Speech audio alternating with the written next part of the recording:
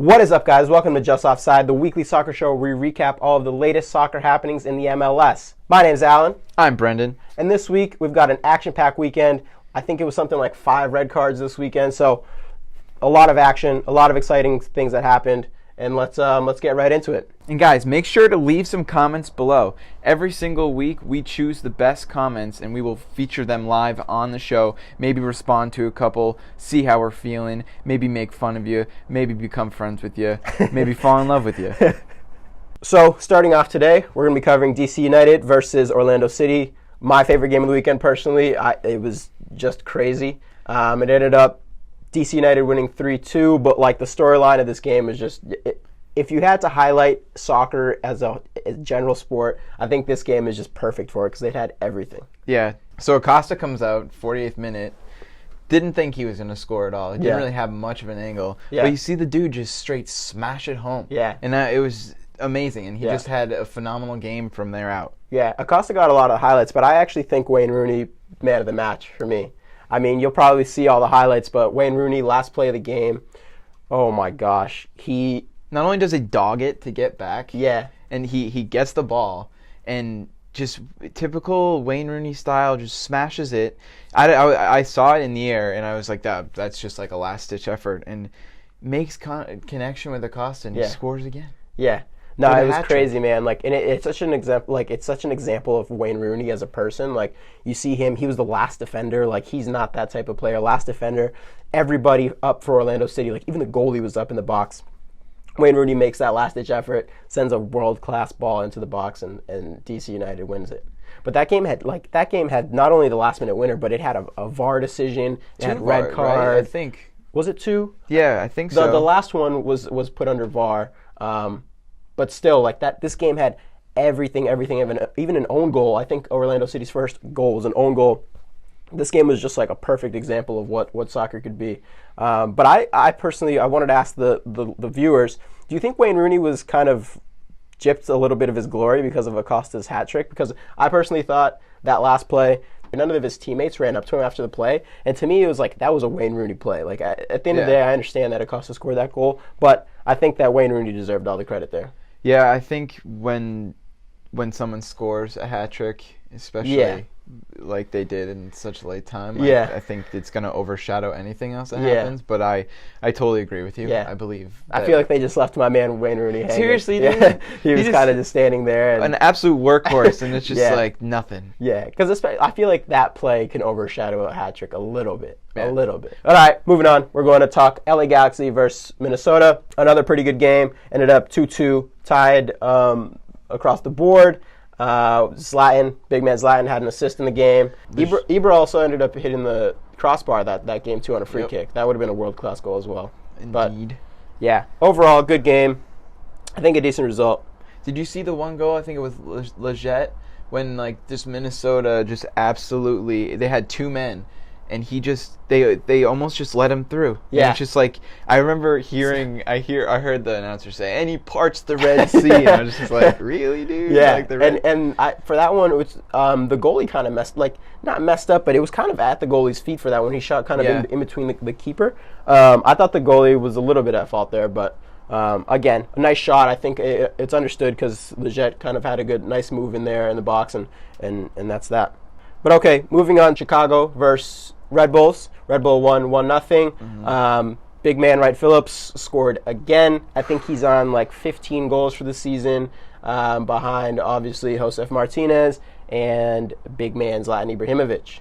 So I wanted to ask you, although there wasn't that much in the game, with Wright Phillips scoring a goal, do you think he will end up higher scorer than Ibra, or do you think Ibra will beat him out this season?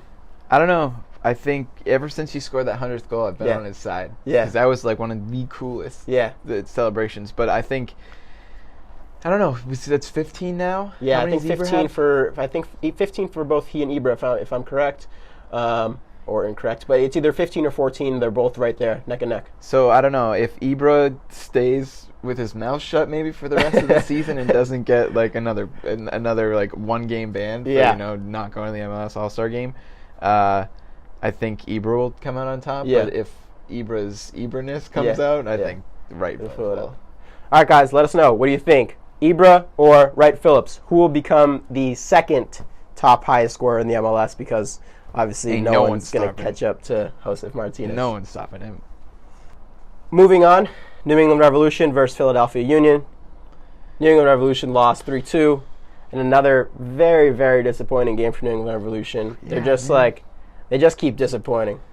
I just don't even really I love the team, but it's heartbreaking sometimes to watch. Yeah, I was thinking like New England Revolution these last couple games has been like that friend in your life who keeps acting like they're going to turn it around, and then they just keep falling back into a black hole. Like that's what New England Revolution reminds me of, which is not great. But yeah, because they just have so much potential, man. They have the squad, and they just like took their foot off the pedal in the first half. They were playing much better than the Union, but still let up 2 goals. And I was just like, dude, come on. I didn't think they were going to make it. They were even going to make it back. They did, because they do have the quality in the side to prove it. But at the end of the day, I think Philadelphia pulled it out, and it's just disappointing. It's just you don't want to see that. Yeah, just like I don't know where the lapse in mental focus happens, because they know they can produce. They just and they have. I mean, watching the game, they have the sparks in and out. But, it just wasn't meant to be for New England. Do you think they have a shot this season? In my heart of heart, I don't think so. I'm sorry. I think that they've shown that they're not mature yet enough as a team to kind of take on any big achievements, unfortunately. But maybe they turn it around and prove us wrong. What do you guys think? You think they're going to turn it around? Or are they going to be that friend that's just going to keep letting you down? Keep sinking. All right, moving it out west for this game, Colorado, San Jose. Colorado 2-1. Another last-minute game, thriller. I mean, a game that didn't really have much in it throughout the game, but then at the end, just boom, 2-1, Colorado. Super exciting. What do you think prompts these dudes to get these 90th minute turn it up? Like, we got to turn and burn for that last couple. Well, the thing for this game that was interesting is that things actually got pretty heated in kind of like the 87th minute. San Jose got a red card. Yep. That kind of, I think, made everyone really excited, got Colorado really into the game. They ended up scoring 5 minutes later in the 92nd, 93rd minute. So I think that played a big part in it. But yeah, again, this is game 2 or 3 with a red card. Again, stupid red card. Not needed. No. I think it was a big shove from one of the San Jose players, and you just don't want to see that. No, it's especially with VAR and everything, not to say that they used it, but still, it's just there is so much more scrutiny taken into account absolutely these days. So you just got to watch your arms, boys. Watch your arms. Don't throw things. Especially for San Jose, who already isn't having that great of a season. You definitely don't want to kind of end a game like that, especially when they were so close to getting a crucial point for them. But yeah, they ended up losing. I don't personally see them winning that many more games this season. They'll probably win one or 2, but I don't think that they have it in them. Let us know, guys, if you think San Jose will get more than 2 wins in the remainder of the season. I personally don't think so. They're looking pretty poor, but they beat Dallas last week, so maybe they'll prove me wrong. And keeping it in the West, LAFC versus Sporting KC. LAFC, first home loss in their history. Obviously, their history is very young. There isn't much there, but still a significant moment in the LAFC history books. Pretty big loss to Sporting KC, who has been phenomenal this season. Yep. Will Ferrell is in the stands. He didn't get to see his team win. What do you think? You think he's happy with LAFC's performance so far this season? Yeah, I would say so. I mean, they have been doing pretty well. I feel like they were some pretty unlucky. Yeah, I think they're 3rd or 4th in the West right now, and they have the talent there. But even for any young club, it's going to be a challenge. I think it's a pretty big feat for them to be kind of competing in the mix. And this far along into the season with just getting their first home loss. Yeah. I wanted to ask you, which LA team do you think is going to finish higher, LAFC or Galaxy? I think right now it's Galaxy is ahead by 1, with LAFC sitting right behind them. That's a tough one because I don't want to bring back the whole Ibrahimovic thing, but I want to say LAFC just because they have more heart and passion. Yeah, I believe. Yeah, I kind of am rooting more for LAFC, but kind of the Ibrahimovic fan in me kind of wants him to do well and bring them atop LAFC. Okay, moving on. Real Salt Lake versus Montreal Impact. another kind of game highlighted by what I think was the best goal of the weekend, scored by, and correct me if I'm pronouncing this incorrectly, scored by Raitala, Raitala, outside of the box, just like as sweet as you ever want to hit a soccer ball. Top corner. Masterpiece. It really was something amazing to see. I don't know, the Acosta goal at the end from Wayne Rooney, but I think, in terms of just a moment in the game, I think the DC United game, that goal, what it meant kind of was bigger, but just in terms of pure finishing, in terms of pure YouTube compilation. Yeah, YouTube comp, like that's just a beautiful. That's more highlight reel for your personal catalog than just like a header, I guess. Yeah, no, that's true. Without knowing the meaning behind it. Yeah, I can get that. But yeah, not to take anything away from DC United and what they did, but I think that Raitala, bow your head, son. Good goal. We applaud you back here. Yeah, and that's about it from that game. All right, guys, and now we're going to be covering Portland-Vancouver, a rivalry match in the Pacific Northwest. Vancouver won 2-1, but not to take anything away from the Portland fans, they were freaking amazing, man. Like, the atmosphere in that stadium was, I don't know, have a better word than lit, but it was lit. Probably my favorite game of the week, I would say. Yeah, it was like just thrilling. I think throughout the game, PKs left and right. Portland had the chance to get a point out of that. They missed a PK, the first PK they had, but Vancouver played very well. Yeah, Kamara header. Yeah, that goalie was way too far out of his line. That Kamara header was dope. Yeah, but yeah, Portland missed the first half penalty kick. Could have tied it up for them. They didn't get that. And I think from there, Vancouver just was smart. Was able to hold off the game. You see that second goal, the shortest player in the MLS, dude? Looked like a straight little boy scoring up there. I loved it. Yeah, no, that was it was funny to kind of see. It was crazy because it's just like, dang, dude, you're a tiny boy. You are almost a legal midget. But yeah, great game. Portland obviously didn't get the win that they wanted, but I thought they had it in it. Two thumbs up for their fans who really left their mark on the mat. Yeah. Next game on the list, Toronto FC versus New York City Football Club. A great game, and it lived up to the hype. Despite Toronto being down to 10 men within the first 10 minutes. Yeah. Again, Josie Altidore, red card. Come on, dude. What are you doing? Yeah, just wasn't great. You don't want to set your team up like that.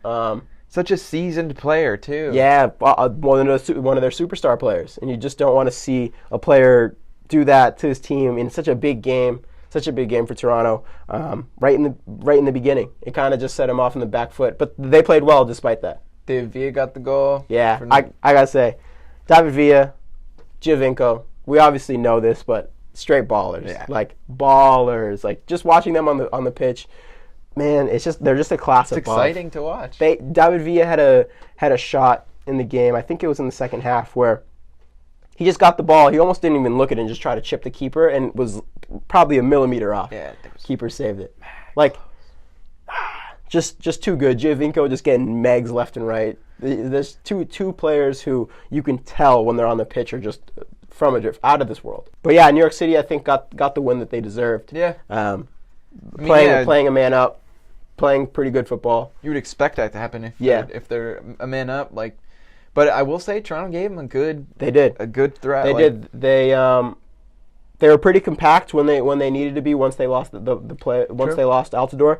But they're playing smart. It was kind of just eventually that one man down caught up to them. Toronto FC's fans were freaking out there as well. I was watching the game with my girlfriend. Shout out girlfriends that watch soccer. I kind of forced her, but it's still shout out girlfriends that watch soccer. Hashtag that. And that was one of the first things she mentioned was, damn, the crowd looks pretty lit. I think that sometimes we don't give Toronto enough credit. Their fans out there, but their fans show up week in and week out. They have great support. Who's got the best fans? Best fans? Oh, man, I don't know. I don't want to start this debate, but I don't know. I don't want to say anything that's going to get us in trouble. Who do you think has the best supporters in the MLS? Let us know in the comments below. Next game we're talking about Columbus versus Houston Dynamo. A game that, again, wasn't too exciting. But there's a lot kind of going on in Columbus right now. They won this game 1-0 with a Zardes goal. He had a pretty cool celebration, so shout out Zardes for spicing it up a little bit. But they're actually voting this week. The Austin is voting this week to see if they would be supporting a potential Columbus move to the city of Austin. And although this doesn't really impact anything on Columbus per se, it's a step forward towards the Crew actually getting out of Columbus and moving into Austin. So I wanted to ask you first, before we ask the fans, what do you think about kind of the fans not showing up to the matches because the stadium was pretty dead, but also them wanting the Crew to stay in Columbus?